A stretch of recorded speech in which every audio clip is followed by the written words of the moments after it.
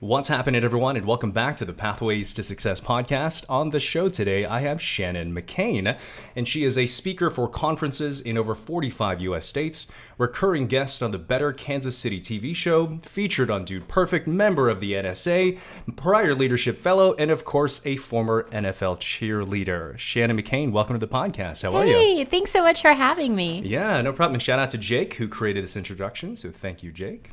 Yeah, absolutely. So, Shannon, you're like this really interesting character, and you've spoken all over the country. So whenever you introduce yourself to audiences, like, where do you start to tell your story? Oh, golly, that's such a great question. So you're right. I've worked in almost all 50 states. I can't say that I've made it to Alaska or Hawaii yet for work, but one of these days. So I guess my story kind of starts, and this is kind of what we wrap up into the bio as well, that I got my start speaking at the county fair at the age of 8. And so I really just had this passion for wanting to share information and kind of create a little bit of a dialogue. Most audiences or clients that hire me will say that I'm very interactive and engaging, and I really like to have a conversation. It's not just about me being a lecturing keynote up on stage for 60 minutes, depending on the size of the audience. Obviously, you can't really have a dialogue with 5,000 people, but I do like to have a lot of fun. And so it really kind of that bio and how I got my start was at the county fair at the age of 8. So you really, because I've had like this love-hate relationship with public speaking. It still continues to be like one of my greatest anxieties, but it's something that I seem to have an ability for.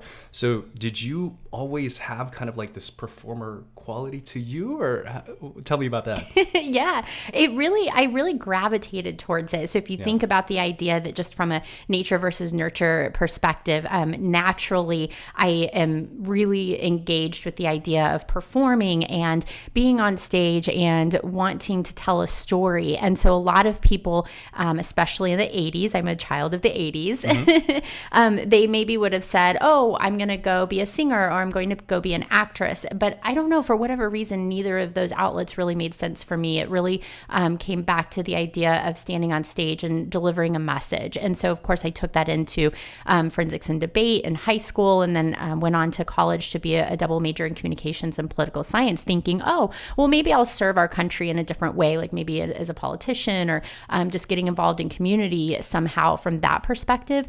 But really the whole speaking piece of it and really putting together a message, and of course the content that I speak about today, it led itself into just being a full-time speaker. So that's amazing. What was your first speech about? Oh, golly. I mean, who knows? I mean, at the age of 8, I think maybe I just, put together like a poem or something. I don't know. Yeah. So let's kind of jump into some of these things. And it seems like you built a pretty amazing career because you have this brand around yourself, a personal brand. So I guess, how would you define what a personal brand is? Sure. So really the content that I work in now is focused around personal development and how it relates in the workplace. So when you say personal brand, that to me, I really started getting fired up about this idea for companies that their employees really do have their own brand, and a company can leverage that or ignore it.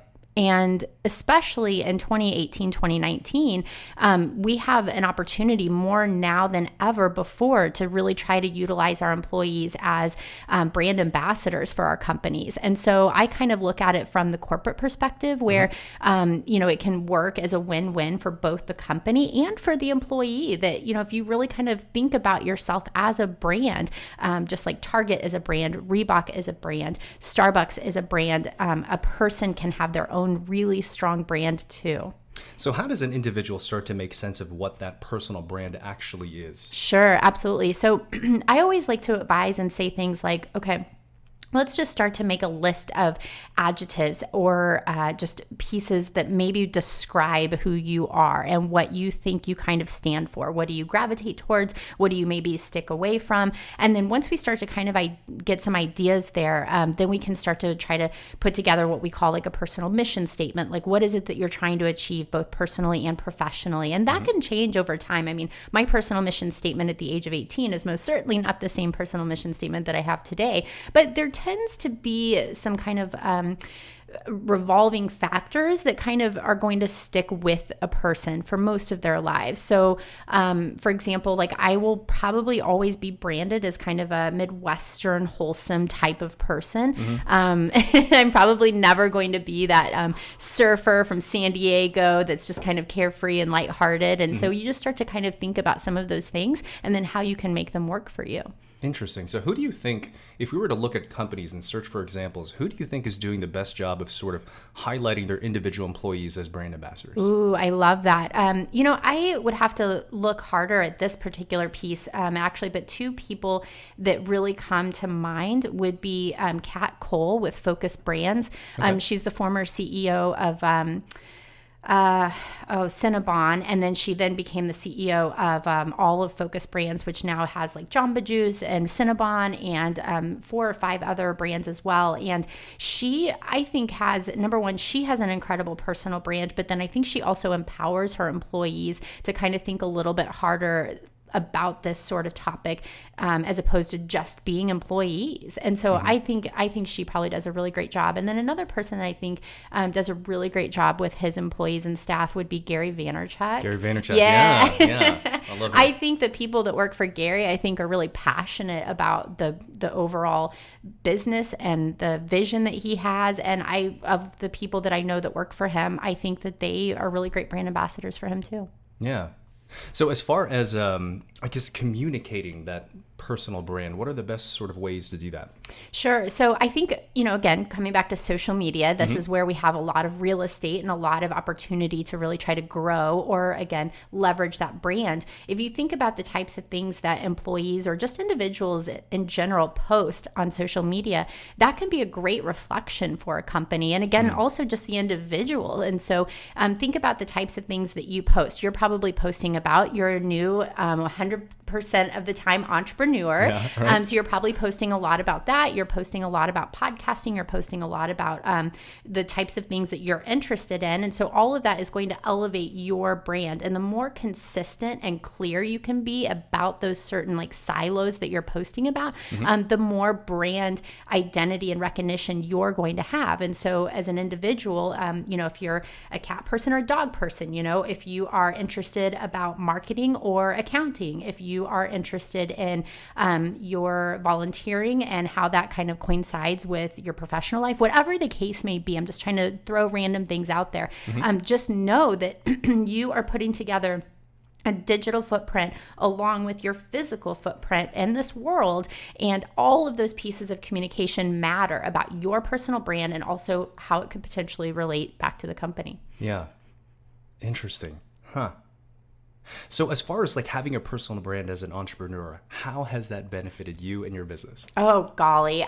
So this is an embarrassing question because I think I capitalize on it probably a little more than most people. And some people would probably say, gosh, that girl like sure does post a heck of a lot. And I do, but I also recognize the value of how much, for lack of a better word, maybe kind of self-promotion it could be, it puts me at the forefront of people's minds. The more that I'm posting relatable content, the more that I'm posting exciting content, the more that I'm focusing on, again, clear and consistent messaging, the more people know who I am and what I'm about, the more that it could potentially get me speaking gigs, get me consulting projects, and everything that I do wants to make a difference in the world anyways. And so I kind of all take it back to that. So I'm just really hoping that I'm making a difference in people's lives. So as a speaker and consultant, like what is your personal and kind of business mission statement? Ooh, okay. So my business mission statement is the same as my personal mission statement. So everything that I do, my professional life and my personal life, they all come together into one kind of statement. And really it's just this. I really want to make a difference in the world through speaking and coaching, and all areas of my life, I want to support that one sentence. That's it. And what kind of companies do you work with? Like, what are the problems that you tackle for corporations? Yeah. So, gosh, I've had the honor and pleasure to work for some really big name companies. I just spoke for Tesla 2 weeks ago. Really? Oh, dude, that's sweet. Thanks. Man, I've worked for Rubbermaid. I've worked for Fidelity Investments, Garmin, GE Transportation. MIT has hired me 3 times. That's been amazing. Yeah.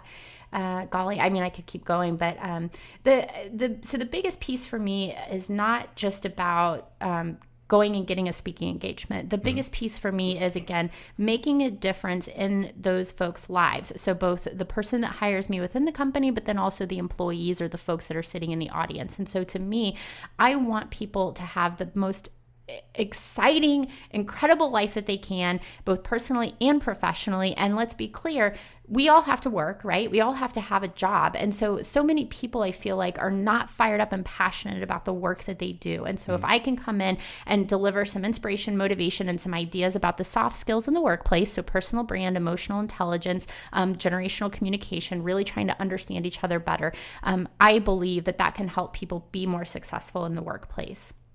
So you've delivered hundreds, would you say thousands of talks by this time? Yeah, I've been doing this since 2011 professionally, so not just as an 8-year-old at the county fair. So having had that experience, like, what are the messages that you're most passionate about speaking on recently? Ooh, yeah. So outside of the personal branding piece, it's really, a lot of it has come back to, for me, the EQ piece. So the emotional intelligence, really trying to understand yourself, your own emotions, having self-awareness, and then trying to read other people and having empathy for those other folks that you're interacting with on a daily basis. And so I think so often, especially as technology is becoming so much more prevalent, I mean, and we've been talking about that for 5-10 years now, I feel like we're starting to lose our ability to really connect with each other as human beings. And then therefore, I think that takes away our ability to produce a great work product, for us to be able to get along well with our coworkers, our bosses, our direct reports. And I do think that it kind of infiltrates into our personal life too. But, I try to stick really hard with like the professional side of things. And so I just really like to share just the information. The more education that we can provide ourselves, the more tools we have to then be able to counteract like whatever scenarios we may be having in the workplace. So let me give you an example from a personality standpoint. Let's just talk about, personality, okay? So if you think about the idea of, have you ever heard of the 4 colors personality test? I think so. There's like blue, red. Yeah. Right. I love working with this one because it's such a basic and simple way to kind of think about it. So have you taken it before? I have, yeah. Okay. Do you know what yours are? I'm the kind of cautious analytical one, whatever that is. What is that green? Yeah, I believe okay, so. Yeah. And so if you think about the idea that if you're super analytical, super detail oriented, you need all of the facts and figures to be able to then come to the table and say, okay, let's work on this project, right? Yeah. Okay. So if someone is an orange and the orange person really values having fun and excitement in the workplace and expects for us to just kind of like, be jumping around for joy and having excitement and fun, you're going to kind of conflict with that person a little bit because this person doesn't value the details. This person is more of a big picture thinker and just sees the world as like fun and lighthearted and exciting and big picture, but like doesn't really want to get into the day-to-day minutia. And you're going to say, what is wrong with this person? They're valuing the wrong things. Right, yeah. But there's no right or wrong answer to that. It's just how we're born with personalities. And so you can't change that. So if we can at least just educate ourselves on some of these pieces of who we are as humans, then it can help us try to understand each other a little bit better and create, again, better work product. So you mentioned self-awareness, and honestly, I have been on this very long journey of self-awareness and figuring out who I am. And honestly, once I started to gain clarity about who I was, what I valued, what I was good at, what I was bad at, like my life really transforms. So I'm curious, like what are some steps some people can take to become more self-aware? First and foremost, definitely take a personality test. Yeah. Definitely get to know yourself, your natural tendencies, your natural behaviors, what you value, what you don't value. And then you can kind of extrapolate it out from there as well. So really looking into some of that personal branding content, doing a SWOT analysis on yourself, strengths, weaknesses, opportunities, and threats. What are the things that you thrive in versus what are the things that maybe kind of scare you or pull you back a little bit? And so once you start to know some of those pieces about yourself, you can then either strengthen or heighten awareness in the pieces that come natural to you, or you can strengthen the pieces that maybe don't come as natural to you, and you can work harder on those. What's something that you've realized about yourself that you didn't know most recently? Ooh, what a great question. Well, I would say a strong weakness for me is that I don't tend to gravitate towards details, facts, figures, analytics very well. Yeah. And the further that I've gotten into my speaking career and working with different individuals and audiences, the more that I've realized that I have to be stronger in some of those areas in order to really do my job the best that I can for everybody. Not everybody is going to be, if you can't tell by now, I'm a high orange personality. Yeah, right, yeah. And so in order for me to best serve my audiences, I really need to be a little bit stronger in some of those other areas. And so I've definitely been trying to be really self-aware and key on those, and then try to push myself to be more diligent in those areas too. So how do you think companies and corporations can sort of influence and increase self-awareness and emotional intelligence in their teams? First and foremost, just having these conversations. Yeah. Having one thing that I really encourage companies, employers, and employees to do is to try to really have more open-ended conversations and asking open-ended questions. I think we get really scared to approach maybe a boss or a peer or coworker or a direct report and ask for feedback. And I'm just like, oh my gosh, like we are missing such a big piece of the equation here, because your perception of yourself versus someone else's perception of you can be so off and completely different. And if we're not just asking these open-ended questions, then how can we even start to learn more and have that better self-awareness? And so I always encourage people to do that as much as they're comfortable with. So yeah, that would be kind of my first step. So you mentioned kind of like personality assessments, and I think that's kind of a scalable way that some companies can do it. What are some of the ones that you've seen that have been really useful? Ooh, I love Strengths Finders. I love Myers-Briggs. There's a new one that I'm really loving called Culture Index. Yeah. Of course, the colors one is such an easy tool to just even be a conversation starter and get the conversation started. So yeah, there's so many out there. So as far as leadership goes, this is a topic that I have become very passionate about as well, because as you know, I've quit my job where I've been at for the past 7 years, and Congratulations! Thank you, I appreciate it. I'm living my dreams right now, right? But in order for me to be an effective entrepreneur, I have to be a stronger leader. So I'm curious, what are your thoughts on leadership? How do you develop yourself as a leader? What does that mean to you? Why do you think you have to be a strong leader to be an entrepreneur? So I think first off, I had to first learn to lead myself. And I never thought of myself as a leader before, because I think I got the definitions wrong. I used to think a leader was a manager, right? But me, I'm really big into etymology, the study of the origin of words. And leader actually has to do with someone who goes on a journey. So in my mind, a leader was a pathfinder. And by that definition, I knew I was a leader, because I knew whenever I knew I wanted to do something and why I would want to do it, I always found a way to do it. I'd never started a podcast before. I did that. I'd never been paid to speak before. I've done that. I'd never been sponsored by a company before. I've done that. And that's why I want to be a better leader, because I want to be able to harness whatever that is and scale it so I can serve more people. I love that you just said all of that. And I love that you have kind of done that background research on etymology of leadership and the root of where it comes from.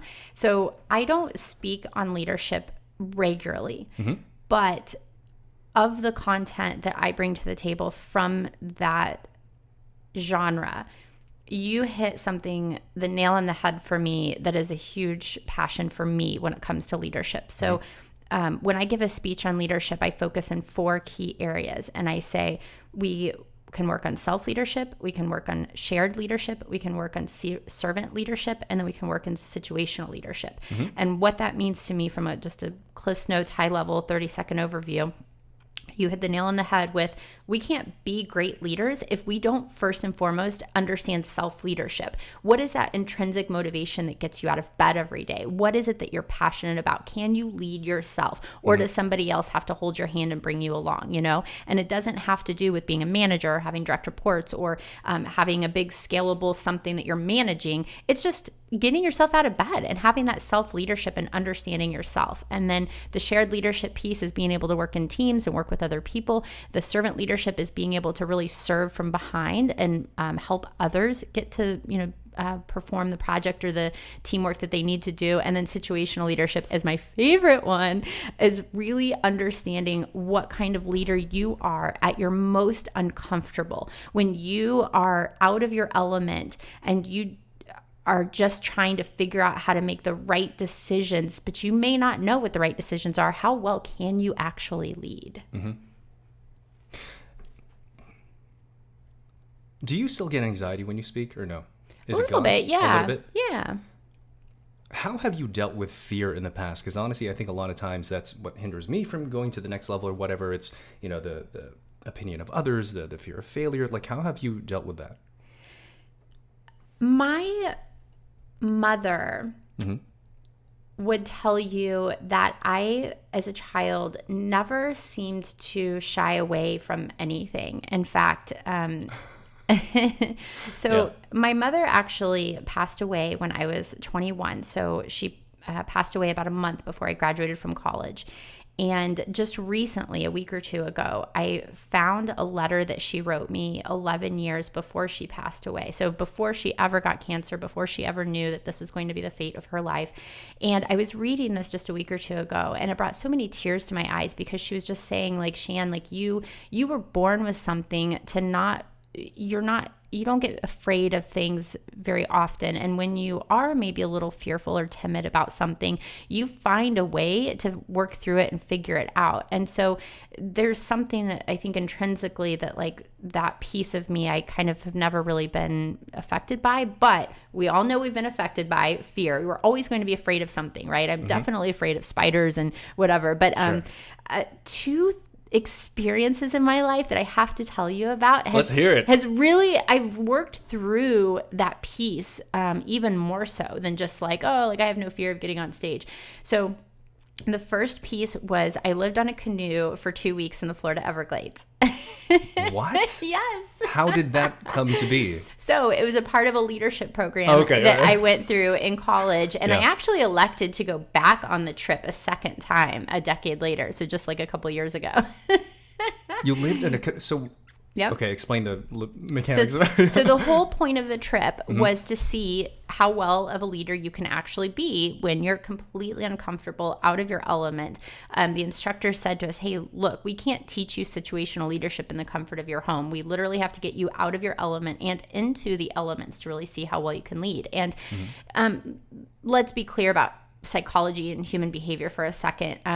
If you know that you're getting pushed into something, adrenaline can kind of get you through a short period of time. So 12 hours a day, a 2-hour project, whatever. Like, adrenaline can kind of get you through. But when you're talking about 2 weeks on a canoe with 10 other people that you don't really know, and you have to paddle 110 miles over the course of those 2 weeks, adrenaline kind of stops at some point, and that fear factor can kind of set in a little bit. You're tired, you're famished, you're exhausted, you're doing something completely outside your comfort zone, and at some point you're going to have mental, physical, and emotional breakdowns. And so then that's the piece where then you say, okay, how can I still push myself and overcome X, Y, and Z that we're experiencing or facing right now?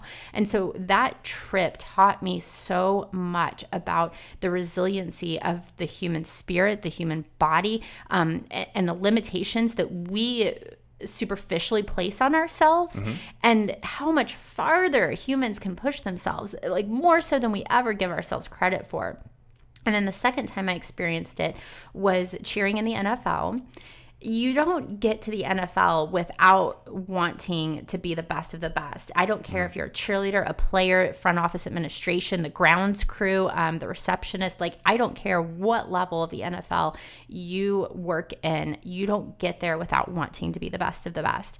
And so you're constantly under pressure. You're pressure for yourself, but also pressure from the outside. And you're constantly having to push yourself. And so I remember the very first time that we went outside of the country to do a calendar shoot. Now, let's be honest, that sounds pretty superficial, right? Like, it's like, like we're going to go out of the country on a beach and like take beautiful pictures or whatever. But it was so much more than that.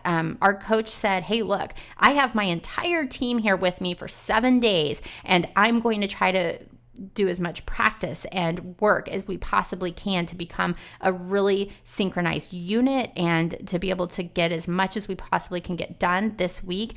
And I remember just feeling so overwhelmed and so stressed, and there was so much pressure, more so than any other week of the year that we were on the team. And I just remember having a breakdown one night thinking, oh my gosh, like I just don't know that I can take one step farther. I have to get up at 3 a.m. for hair and makeup to be able to get that morning shot, like with the sun rising, but yet we're still practicing at 10 or 11 o'clock at night. And I just remember feeling so much overwhelmed and thinking, Shan, there are 300 other girls that look, talk, and act just like you vying for this spot. And the second that I'm willing to give up, someone else is willing to step right in. And I wasn't willing to give that up. And I pushed myself so much harder through that week. And ultimately, it taught me again so much about the resiliency of the human spirit. When you want something bad enough, you're willing to fight for it. And our bodies and our minds, we can do it more than we give ourselves credit for. That's actually also something that I was very much fascinated with as well, because you mentioned no one, not just anyone, can make it to the highest level of the game in the NFL. And what have you noticed about, I guess, your co-cheerleaders' psychology that allowed them to get to where they were?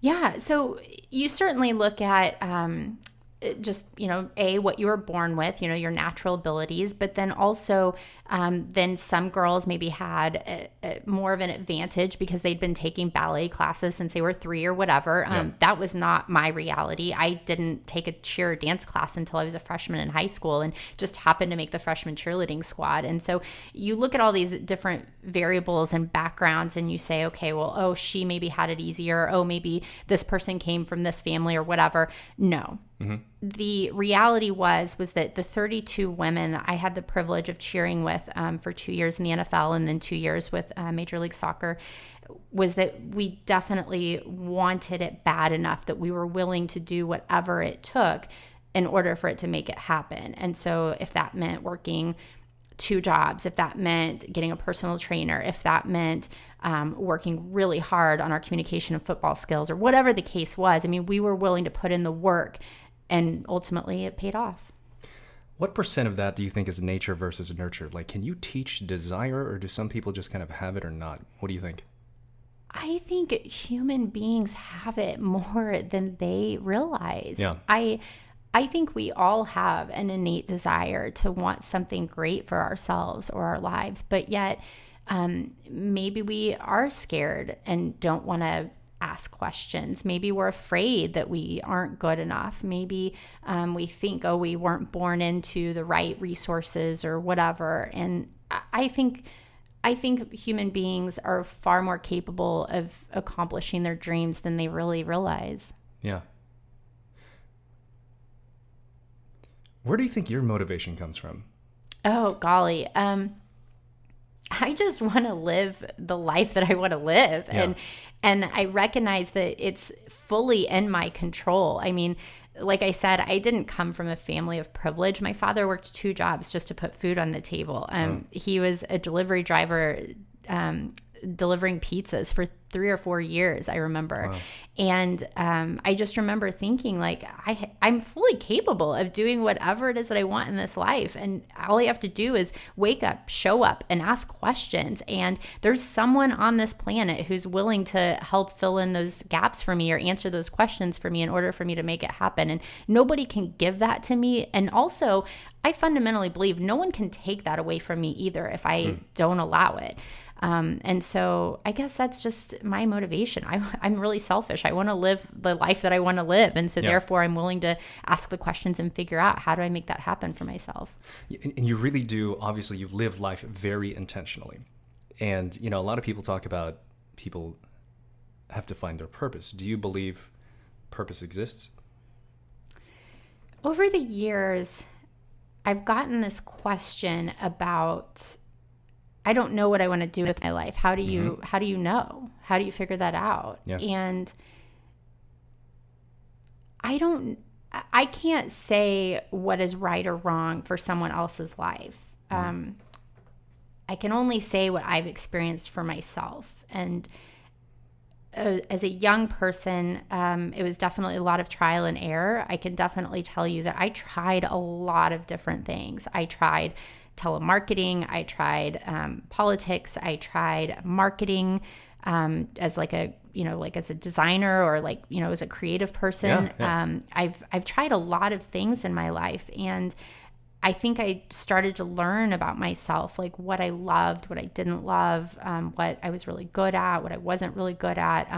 And then I just started kind of like as a puzzle, started putting those pieces together into creating the life that I wanted. And so, purpose, I don't know. Like, I guess I do think that people have a purpose in this world. But how you figure that out, I mean, you have to get real in your soul about what matters to you, and then how you're willing to make that puzzle work for you. Yeah. I really love that story that you tried all these different things, didn't feel it was right, and you just kind of blazed your own trail. And for me, I have a similar story because, I'm a talent acquisition guy. I've hired people my entire career. And something I just kept noticing over and over and over is that most people don't like what they do. And I've actually been very entrepreneurial. I've done network marketing, real estate, internet business, all those different things. And the one thing that I pursued just purely as a passion, without not making any money, that transformed my life. And now it has put me on this path. And you saw my Instagram post. I'm literally living my dream. And that's why I love that. So you're a speaker, and you've spoken all over. Like, what do you think would be the one message you would want to leave with the world?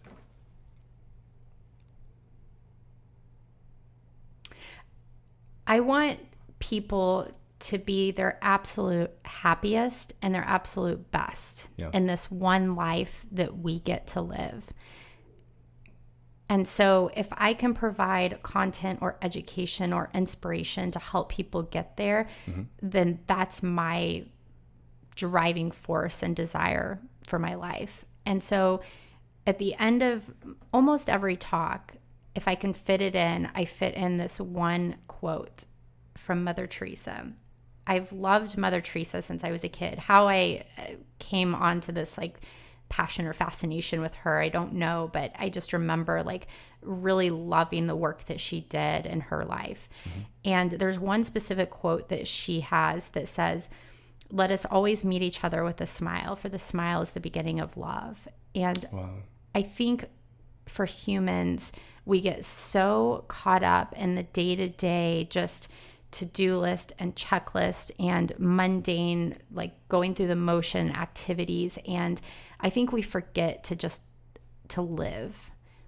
And so I guess if I were to leave one message with the world, it would be that I want you to be so passionate about your life and to be in love with every minute of it. And part of that is connecting with other humans. And the smile is, it translates through any language, through any gender, through geographical locations. And so let's just love our lives, and let's love other people, and let's connect more.